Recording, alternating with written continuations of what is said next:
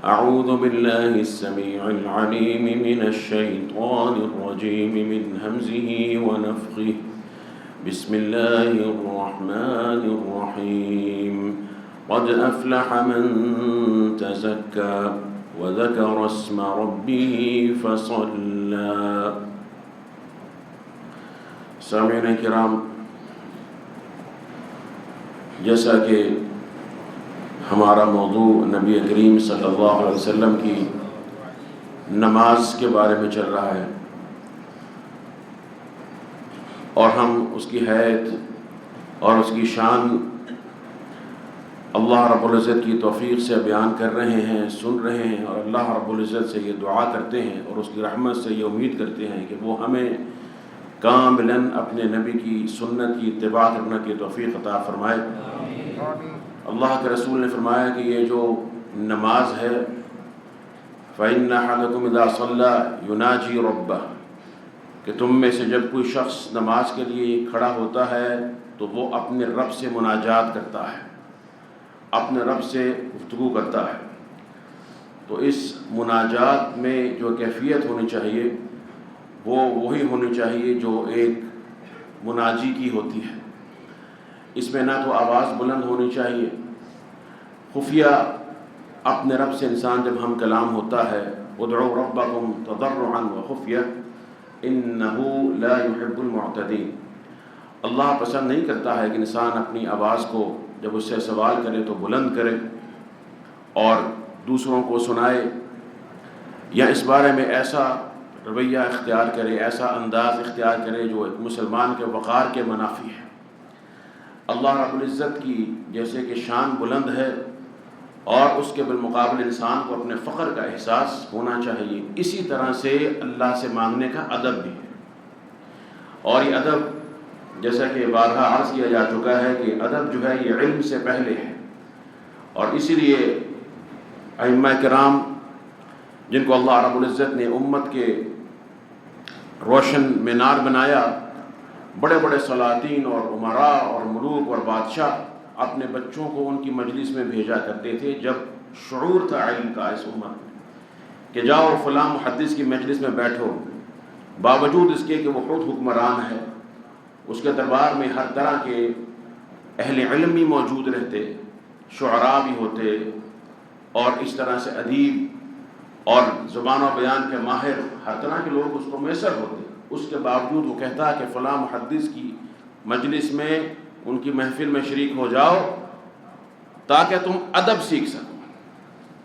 یہ جو تعدب ہے، ادب کا حاصل کرنا، یہ علم سے بھی قبل ہے، اور یہ انسان کو حسن صحبت سے میسر آتا ہے. علماء اور اولیاء اللہ کی جو صحبت ہے اس سے انسان کو یہ میسر آتا ہے، علماء ربانی، علماء حق.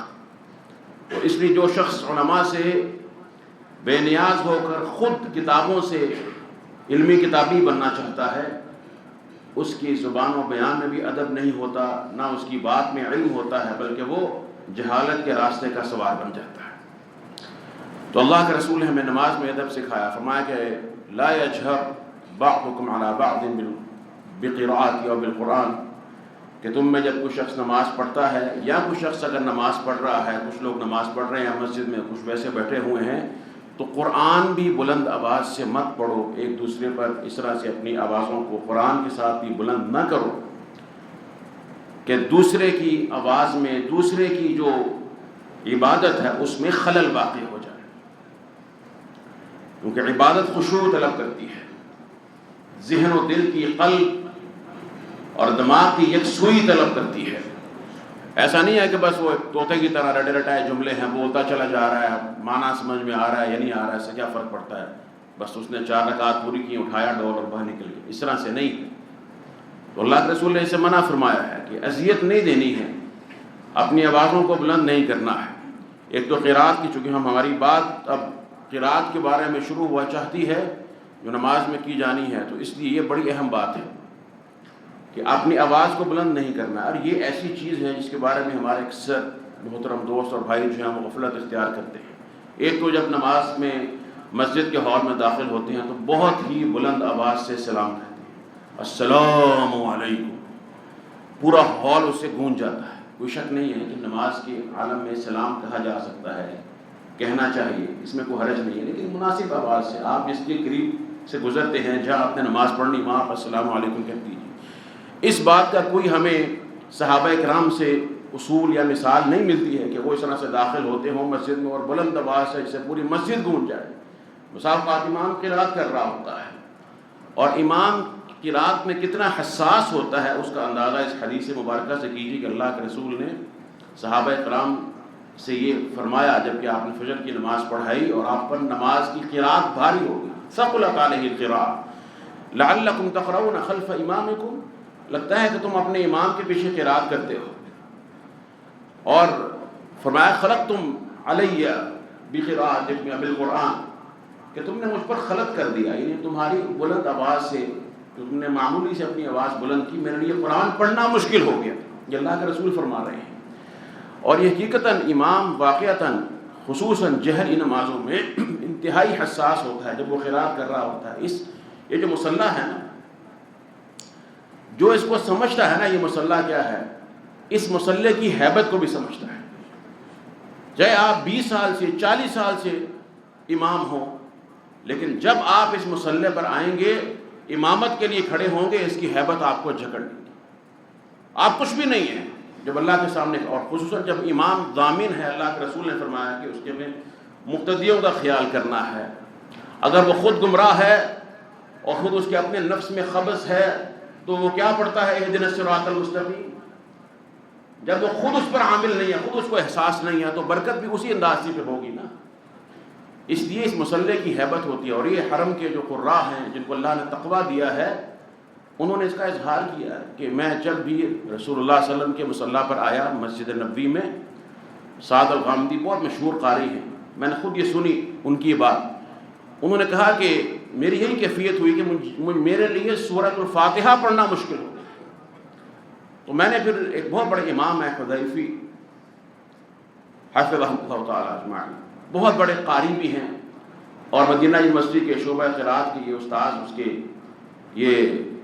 اس کے سربراہ بھی ہیں، ان سے میں نے یہ سوال کیا کہ استاد محترم میرے ساتھ یہ کیفیت ہوئی، تو کیا یہ میرے لیے ہے کہ جب میں ایسے آتا ہوں مصلی پر میری یہ کیفیت ہوتی ہے؟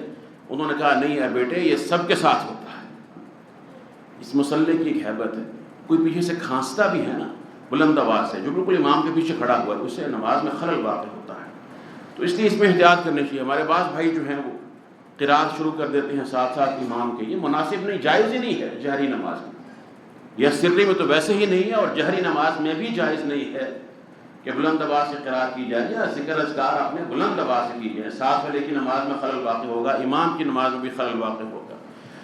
اور یہ نماز جو اس کا سب سے عظیم ترین حصہ، اس کے بارے میں ہم آج بات کرنے جا رہے ہیں، اتنا عظیم حصہ کہ جس کو اللہ کے رسول نے خود فرمایا کہ یہ نماز ہے، اس کو نماز کہہ دیا، سورۃ الفاتحہ، اس کو الصلاۃ کا لفظ شریعت نے دیا ہے، گویا کہ یہ نماز کا ایسا حصہ ہے کہ اس جز ہے، حالانکہ یہ جز ہے نماز کا، لیکن اس جز کو بول کر اس کا اطلاق کل نماز پر کر دیا گیا ہے، اتنا عظیم یہ حصہ ہے۔ فرمایا لا صلاۃ لمن لم یقرأ بفاتحۃ الکتاب، جو نماز میں سورۃ الفاتحہ نہیں پڑھتا اس کی نماز نہیں ہے، یہ عام حدیث ہے، اس کے الفاظ بھی عام ہے، مطلقاً فرما دیا اس کی نماز نہیں ہے۔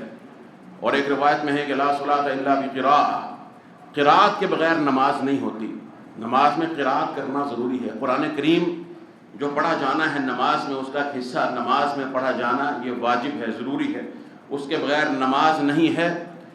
اور کم از کم قرات جو نماز میں کرنی ہے وہ سورۃ الفاتحہ ہے، اگر سورۃ الفاتحہ نہیں ہے تو اللہ کے رسول نے فرمایا کہ نماز شرعی کا وجود نہیں ہے، نماز شکلن ہوگی، اللہ کے رسول فرما رہے لا صلاۃ، وہ کہہ رہی کہ نماز تو بڑی ہے نا، قیام بھی کیا ہے، رکوع بھی کیا ہے، سجدہ بھی کیا ہے، سارا کچھ ہی تو کیا ہے، تو کیسے ہو سکتا ہے کہ لا صلاۃ؟ ہم کہتے ہیں تیری اس صلاۃ کا جو وجود ہے وہ ظاہری صلاۃ کا وجود ہے، لیکن اللہ کے ہاں ظاہر کی قیمت نہیں ہے، اللہ کے ہاں حق اور باطل کا مسئلہ ہے، اور شریعت جب کسی وجود کی نفی کرتی ہے تو وہ حق کے وجود کی نفی کرتی ہے، اس کا وجود تیرے ہاں موجود ہے لیکن اس کا حق ہونا، اس کا اللہ کے ہاں مقبول ہونا یہ موجود نہیں ہے، وہ وجود جو اللہ کے ہاں مقبول ہے اللہ کے رسول نے اس کی نفی کر دی، لا صلاۃ۔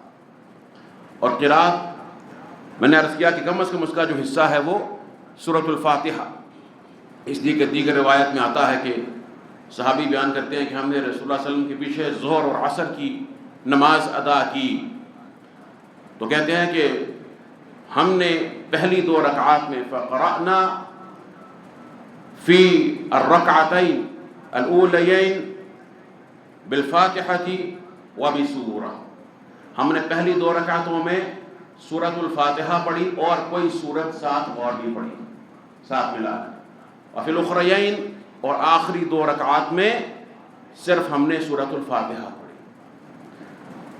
گویا سورۃ الفاتحہ پڑھنا یہ ضروری ٹھہرا، اور اللہ کے رسول کی حدیث بھی آپ نے سن لی ہے جو اس مسئلے میں واضح ہے۔ رہا یہ سوال کہ کچھ ایسے دلائل ملتے ہیں جو عام ہیں، عمومی دلائل ہیں، احادیث میں ہوں یا قرآن کریم میں ہوں، جن سے بعض علماء نے یہ موقف اختیار کیا۔ اب آپ کو دلائل میں اس قسم کی بحث میں مجادلے میں الجھانا مقصود نہیں ہے، میں صرف اشارہ کر کے آگے بڑھ رہا ہوں۔ جو بات اصل ہے، جو حدیث سے واضحہ اور صریح حدیث کی روشنی میں واضح ہے، وہ آپ کو بیان کر دینا مقصود ہے تاکہ مسئلہ واضح ہو جائے۔ جنہوں نے یہ کہا کہ نہیں، جب امام بلند آواز سے قرات کرے، کیونکہ سری نماز میں جو بھی حق پر مبنی اقوال ہیں یا علماء ہیں جن کو اللہ نے اس مسئلے میں صحیح بصیرت اور سمجھ دی ہے، کوئی بھی نہیں کہتا ہے کہ سورہ فاتحہ نہ پڑھیں۔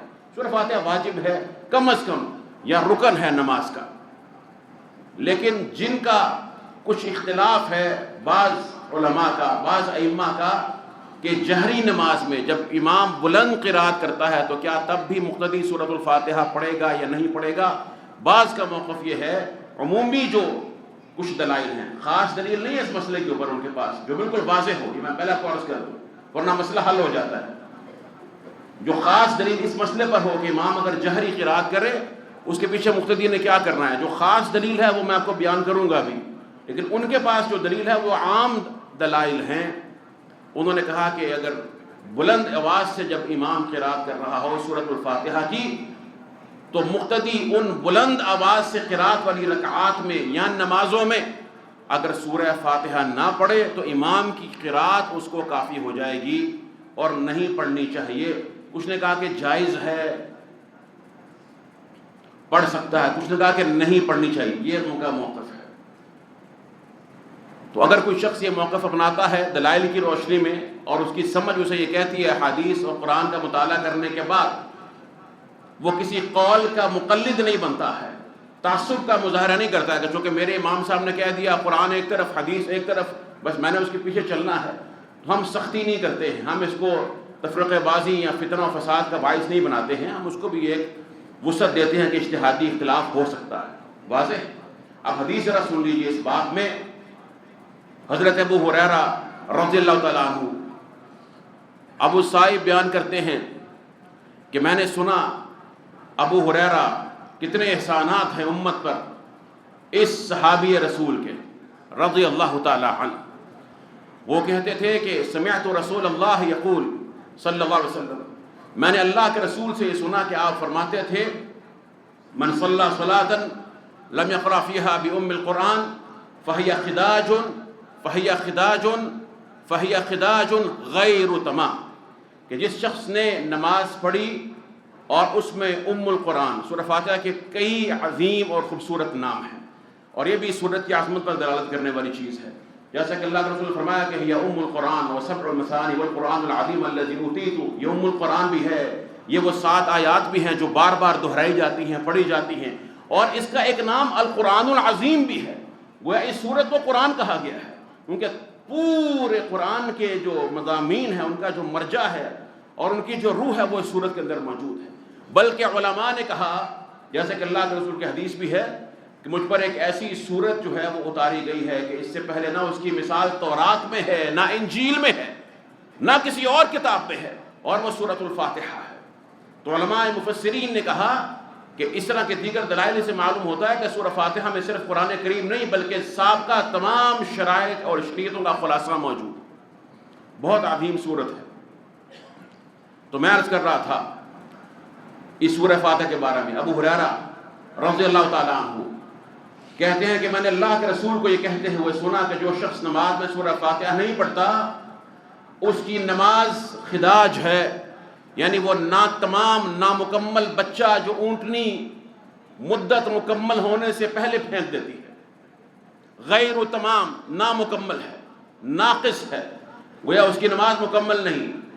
جو حضرات کہتے ہیں کہ نہیں سورہ نماز نہ پڑھنے سے بھی سورہ فاتحہ نہ پڑھنے سے بھی نماز ہو جاتی ہے، کہتے ہیں کہ اس سے مراد ہے کہ اس کی نماز کا کمال نہیں ہوتا، نماز کے کمال میں نقص ہو جاتا ہے۔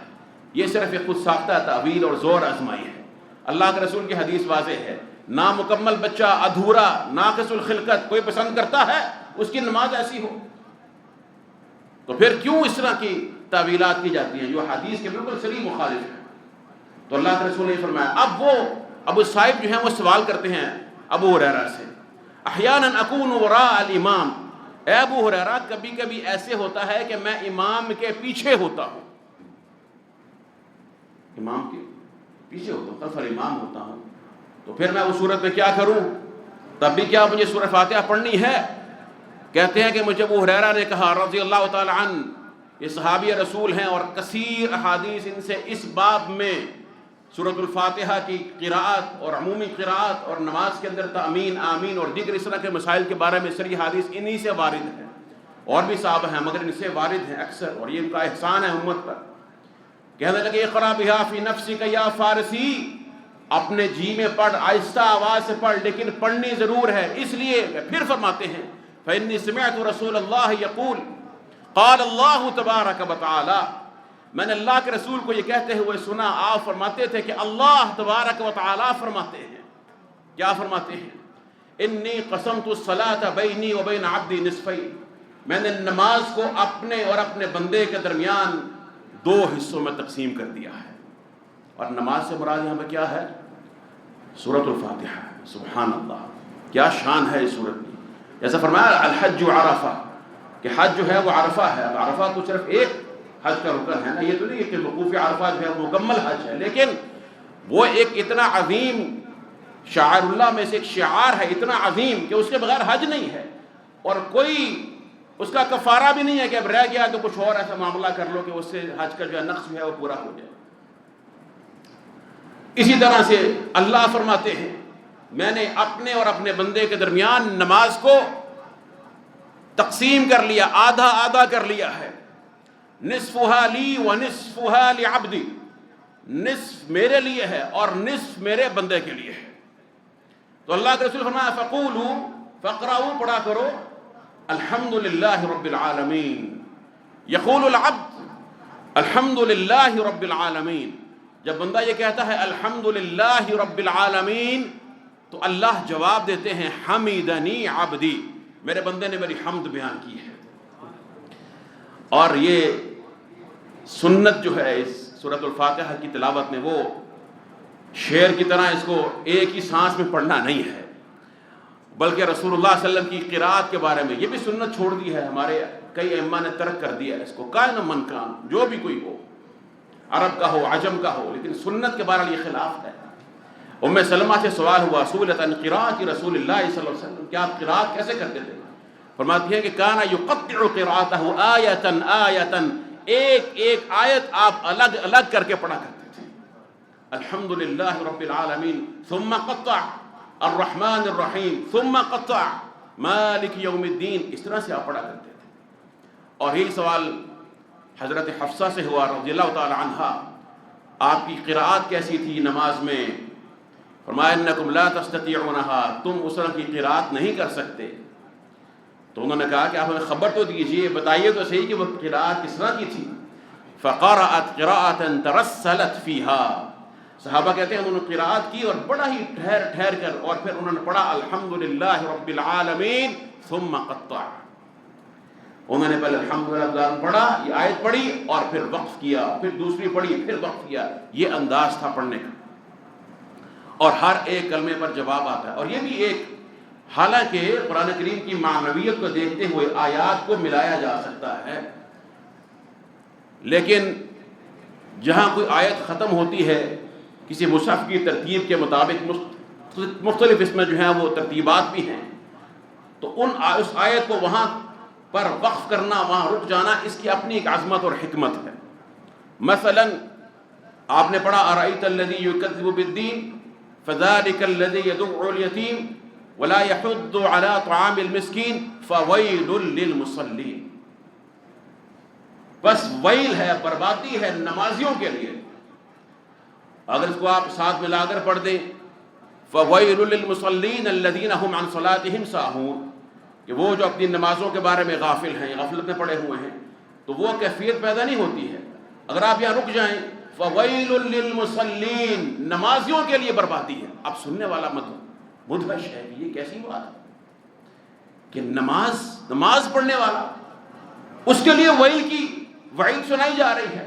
پھر جواب آتا ہے اس کے ذہن میں جو سوال پیدا ہوا، الذین هم عن صلاتهم ساہون، نماز پڑھتا ہے مگر نماز کے بارے میں غافل ہے، اس کی حفاظت نہیں کرتا، اس میں خشوع اختیار نہیں کرتا، اور نماز جن کاموں سے روکتی ہے ان سے رکنے کی محافظت نہیں کرتا ہے.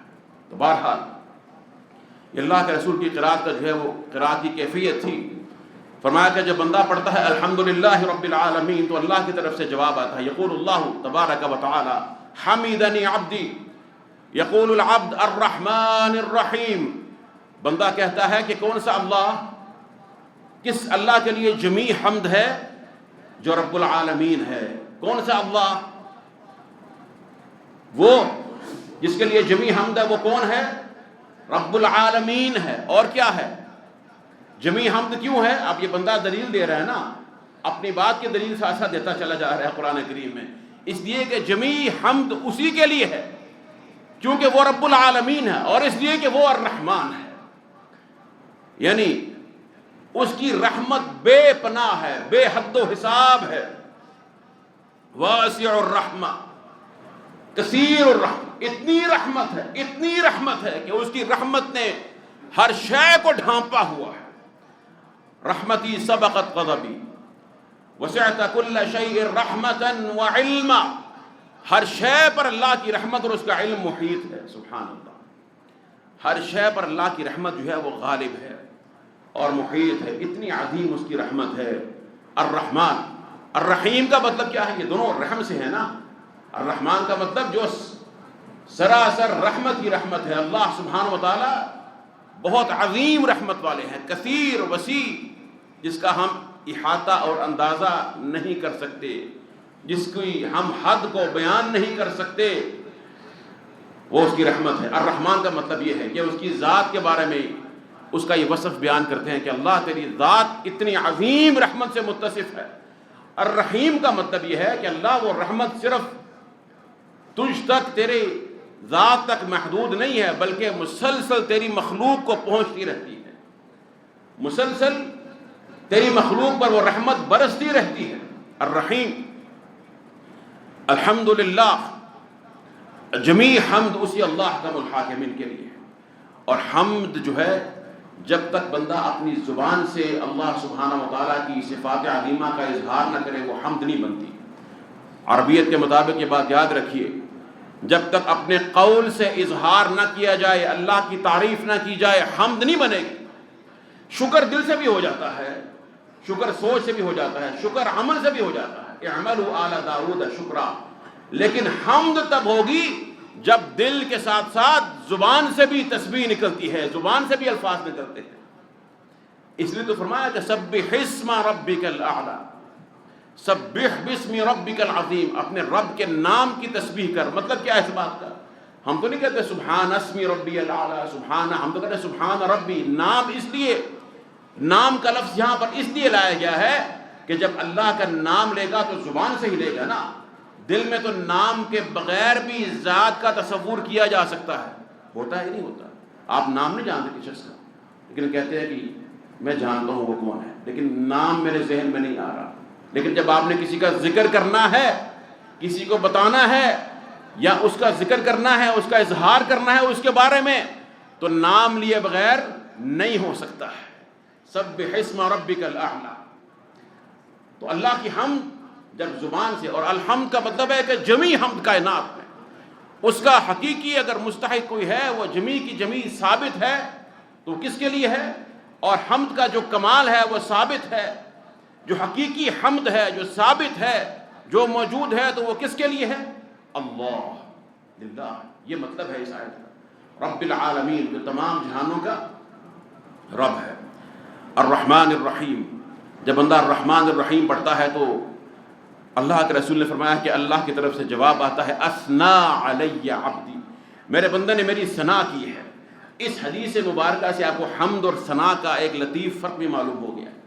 حمد تو حمد ہے جب اس نے پہلی دفعہ اللہ کی تعریف کی اور حمد کا کلمہ کہا، لیکن جب اس نے دہرایا تو دہرانے سے وہ ثنا بن گئی، کیونکہ ثنا میں ثانی سنا ہے نا آپ نے، ثانی اول اور ثانی دوسرا، آسان الفاظ میں ثنا یثنی سے لے لیں یا اور کسی اس کے مادے سے لے لیں، مطلب یہ ہے کہ اس میں جب دہرایا جائے، اس میں تکرار ہو جائے، جب تکرار ہوگی تو وہ ثنا بن جائے گی۔ اثنا علی عبدی، میرے بندے نے میری ثنا بیان کی ہے۔ پھر بندہ پڑھتا ہے مالک یوم الدین، جو مالک ہے جزا کے دن کا، یا ملک بھی ہے بعض قراءات میں۔ جواب آتا ہے مجدنی عبدی، میرے بندے نے میری بڑائی، بزرگی اور کبریائی بیان کی ہے۔ یہ اللہ کی طرف سے جوابات آتے ہیں، سبحان اللہ۔ اور جب بندہ پڑھتا ہے ایاک نعبد و ایاک نستعین، ابو ہریرہ کہتے ہیں کہ اللہ کے رسول نے فرمایا کہ اللہ فرماتے ہیں یہ آیت ہے، یہ آیت ہذہ بینی و بین عبدی، میرے اور میرے بندے کے درمیان یہ آیت ہے۔ ایک تو یہ آیت نمبر 4 ہے نا، اور سورہ فاتحہ کی کتنی آیات ہیں؟ 7 آیات ہیں، سبع المثانی۔ اور سورہ فاتحہ کی 7 آیات، یہ معلوم ہوتا ہے اس حدیث مبارکہ سے کہ پہلی آیت کون سی ہے؟ الحمدللہ رب العالمین، گنیے میرے ساتھ۔ دوسری الرحمن الرحیم، تیسری مالک یوم الدین، چوتھی ایاک نعبد و ایاک نستعین، پانچویں اہدنا الصراط المستقیم، چھٹی صراط الذین انعمت علیہم۔ اس میں اختلاف ہے کہ انعمت علیہم پر آیت مکمل ہوتی ہے یا مطلب ضالین تک پوری آیت مکمل ہوتی ہے۔ جو کہتے ہیں کہ ضالین تک مکمل ہوتی ہے وہ کہتے ہیں بسم اللہ الرحمن الرحیم پہلی آیت ہے، اور جو کہتے ہیں کہ نہیں انعمت علیہم پر آیت مکمل ہوتی ہے چھٹی، اور ساتویں کون سی ہے؟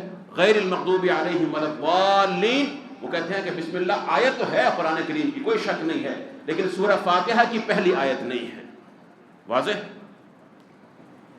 اللہ کے رسول کی حدیث یہ بتاتی ہے کہ یہ جو آیت ہے یہ میرے اور میرے بندے کے درمیان ہے۔ سبحان اللہ، آیت بھی درمیان والی ہے، اور اس آیت کے اندر بھی تقسیم ہے، 2 حصے ہیں، ایک اللہ کے لیے ہے خاص اور ایک بندے کے لیے ہے۔ اللہ کے لیے کیا ہے؟ ایاک نعبد، نعبدو کا نہیں کہا ہے، ایاک نعبد، اللہ ہم تیری عبادت کرتے ہیں۔ یہ ٹھیک ہے ترجمہ؟ اللہ ہم تیری عبادت کرتے ہیں، یہ ترجمہ ٹھیک نہیں ہے۔ ترجمہ صحیح کیا ہوگا؟ تیری ہی عبادت کرتے ہیں۔ اگر میں کہتا غیر قرآن میں کہا جائے نعبدو کا، پھر یہ معنی درست تھا کہ اللہ ہم تیری عبادت کرتے ہیں۔ اللہ نے نہیں فرمایا نعبدو کا، اللہ نے وہ کاف جو آخر میں آنا تھا نا عام کلام میں، اس کو پہلے ذکر کیا، اس کو ایاک بنا دیا، ایاک نعبد۔ اس سے معنی میں فرق یہ آیا کہ ترجمہ یہ بن گیا کہ ہم صرف تیری عبادت کرتے ہیں، تیری ہی، یعنی ہماری عبادت جو ہے نا وہ محصور ہو گئی ہے، وہ بند ہو گئی ہے تیری ذات میں، اس سے باہر ہماری عبادت کا وجود نہیں ہے۔ یہ قرآن کریم ہے، یہ سورہ فاتحہ ہے، اور یہ توحید ہے، یہ سورۃ العبادہ بھی ہے، سورۃ المسئلہ بھی ہے۔ اللہ کے رسول نے فرمایا کہ یہ سورت جو ہے یہ دعا کی سورت ہے، سوال کرنا بھی سکھاتی ہے، سوال کرنے کا ادب بھی سکھاتی ہے۔ دیکھیے سبحان اللہ کتنا حسن ہے، پہلے خالص اللہ کی توحید بیان کی ہے، اس کی حمد و ثنا، اس کی بزرگی اور کبریائی بیان کی ہے، اور اس کے بعد پھر اپنی عبودیت کا، اپنے عقیدے کا اظہار کیا کہ اللہ میری کل کی کل عبادت، اور صیغہ بھی جمع کیا ہے کہ ہم صرف تیری عبادت کرتے ہیں۔ یہ نہیں کہ میں، کیونکہ میں اور میرے ساتھ جتنے تیرا کلمہ پڑھنے والے، ہم سب کی اوقات یہی ہے، ہماری حیثیت یہی ہے، ایاک نعبد۔ اور دوسرا حصہ کون سا ہے؟ وَإِيَّاكَ نَسْتَعِينُ، نستعین بک یا نستعینک نہیں ہے، اللہ تجھ ہی سے ہم مدد مانگتے ہیں۔ دوسرا حصہ یہ اللہ کہتا ہے کہ یہ میرے بندے کے لیے ہے کہ اس نے عبادت کرنی ہے، عبادت کرتے ہوئے بھی مجھ سے اعانت طلب کرتا ہے، اس کو معلوم ہے کہ صرف دنیا نہیں بلکہ دین میں بھی میرا محتاج ہے، دین میں بھی عبادت کرنے کے لیے بھی، عبادت کے لیے کھڑا ہوا ہے، مصلی پر کھڑا ہے میرے سامنے، اپنی بندگی کا اظہار کرتا ہے، میری حمد و ثنا بیان کرتا ہے، اور ساتھ پھر بھی یہ کہتا ہے کہ اللہ میں تیرا محتاج ہوں، مجھے تیری مدد چاہیے۔ یہ ایمان ہے، یہ سورۃ الفاتحہ کی روح ہے۔ اور اس کے بعد پھر بندہ سوال کرتا ہے. اللہ اسی آیت پر فرماتے ہیں وَلِعَبْدِي مَا سَأَلَ، اب میرا بندہ جو مجھ سے سوال کرے گا میں اس کو دے دوں گا. یہ اللہ کہتا ہے جو میرا بندہ مجھ سے اب مانگے گا وَلِعَبْدِي مَا سَأَلَ، جو مانگے گا میں اس کو دے دوں گا. اور پھر بندہ وہ مانگتا ہے جو واللہ ایسی عظیم دعا ہے جس میں دین اور دنیا کی بھی، صرف دین نہیں دنیا کی بھی تمام خیرات، تمام خوبیاں، تمام بھلائیاں جمع ہو گئی ہیں. کہتا ہے اہدنا الصراط المستقیم، اللہ مجھے سیدھے راستے پر، سیدھے راستے کی طرف میری رہنمائی بھی کر دے، مجھے چلا بھی دے اور منزل تک پہنچا بھی دے. یہ میں نے جو تینوں معنی کیے ہیں نا، یہ میری اپنی اختراع نہیں ہے. کلمہ اہدنا بتاتا ہے، کیونکہ اہدنا کے ساتھ کبھی لام بھی آ جاتا ہے. اہدنا للصراط المستقیم بھی ہو سکتا تھا، قرآن کریم میں آیا وَإِنَّكَ لَتَهْدِي، اور الہ کے ساتھ بھی ہو سکتا تھا. قرآن میں آیا وَإِنَّكَ لَتَهْدِي إِلَىٰ صِرَاطٍ مُسْتَقِيمٍ، اور لام کے ساتھ بھی آ سکتا ہے اہدنا للصراط المستقیم. یوں بھی اس کو کہا جا سکتا تھا، لیکن جب نہ لام آیا ہے نہ الہ آیا ہے، بلکہ کیا ہے اہدنا الصراط المستقیم، براہ راست صراط مستقیم کا جو ترکیب ہے وہ آیا ہے. اس کا مطلب یہ ہے کہ اللہ صرف تو نے مجھے راستہ دکھانا نہیں ہے، رہنمائی نہیں کرنی کہ یہ سیدھا راستہ ہے. اور سیدھا راستہ صرف اسلام کی موٹی موٹی باتیں نہیں ہیں. کیا مطلب ہے اس بات کا؟ اللہ میری زندگی کے ہر معاملے میں، خواہ وہ دین کا ہو، وہ دنیا کا ہو، میری ذات کا ہو، بچوں کا ہو، وہ میرے جسم کا ہو، میری روح کا ہو، میرے دل کا ہو، میرے اعضاء کا ہو. سبحان اللہ. اگرچہ اس میں اصل اور بنیاد جو ہے وہ دین ہے، لیکن اس میں عموم ہے. اور دنیا دین کے دے دیں، دنیا جو ہے وہ دین کے تابع ہے. اہدنا الصراط المستقیم کا مطلب یہ ہے کہ اللہ مجھے راستہ دکھا بھی دے، اس راستے پر چلا بھی دے. اور چلانے کے بعد جب انسان راستے پر چلتا ہے تو پھر گھاٹیاں بھی ہیں، کھائیاں بھی ہیں، مشکلات بھی ہیں، اور شیطان کے حملے بھی ہیں. شیطان نے کہا تھا کہ میں تو ان کے ہر طرف سے آؤں گا، وَلَآتِيَنَّهُم مِّن بَيْنِ أَيْدِيهِمْ وَمِنْ خَلْفِهِمْ وَعَنْ أَيْمَانِهِمْ وَعَنْ شَمَائِلِهِمْ وَلَا تَجِدُ أَكْثَرَهُمْ شَاكِرِينَ. تو اللہ مجھے اس راستے پر چلنے کی، استقامت کے ساتھ چلنے کی توفیق عطا فرما، یہاں تک کہ میں منزل تک پہنچ جاؤں. اس لیے جب جنتی جنت تک پہنچ جائیں گے تو یہی کہیں گے الحمدللہ الذی ہدانا لہذا، اللہ نے ہمیں اپنی منزل تک، اس جنت تک پہنچا دیا. وہاں بھی ہدایت کا لفظ ہے، تو ہدایت جو ہے وہ منزل تک پہنچانے پر بھی اس کا اطلاق ہو. یہاں پر تینوں چیزوں کا سوال ہے. اور اس کے بعد پھر وہ گروہ، وہ افکار، وہ سوچیں، وہ دین، وہ مذہب، وہ عقیدے، وہ فلسفے جو دین اسلام کے صراط مستقیم کے منافی ہیں، ان کی دو بڑے بڑے گروہوں میں اللہ نے تقسیم کر دی. اور اللہ کے رسول نے ان کی دو بڑی بڑی اور سربراہ مثالیں بیان کر دی. غیر المغضوب علیہم ولا الضالین، اللہ وہ راستہ نہ تو مغضوب علیہم لوگوں کا ہوگا جن پر تیرا غضب کر دیا گیا، اور نہ وہ ان کا ہو جو گمراہ ہیں. غضب جن پر کر دیا گیا وہ کون ہیں؟ اللہ کے رسول نے فرمایا ہم الیہود، یہ یہود ہیں. اور یہ مغضوب علیہم کے ہراول دستے میں ہیں، سب سے پہلے ہیں، ان کے امام ہیں. اور ضالین کون ہیں؟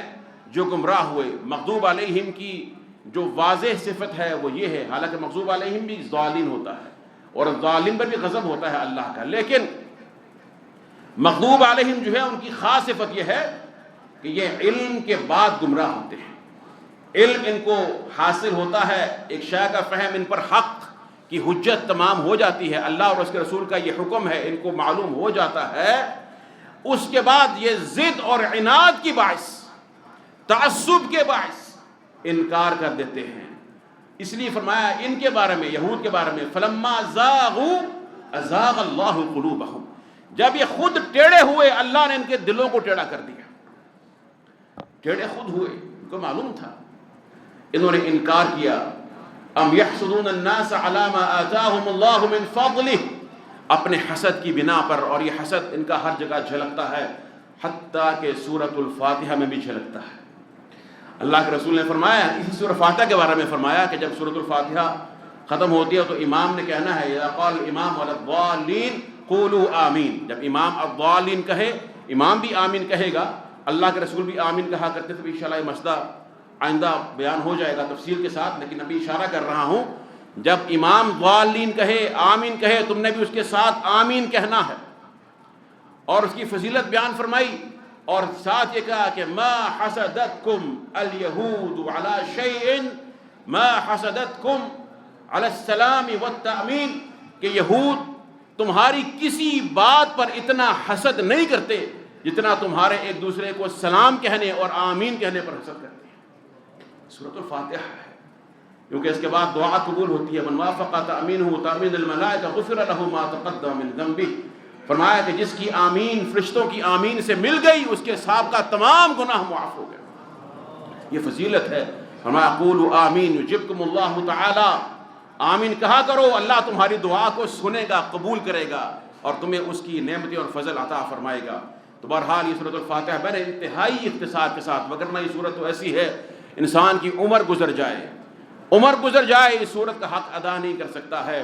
صحابی رسول بیان کرتے ہیں، کہتے ہیں کہ میں ایک بار مسجد کے اندر موجود تھا، مجھے اللہ کے رسول نے کہا کہ الا اعلمک اعظم سورۃ فی القرآن، کیا میں تجھے قرآن کی سب سے عظیم ترین سورت نہ سکھا دوں قبل ان تخرج من المسجد، تیرے مسجد سے نکلنے سے قبل.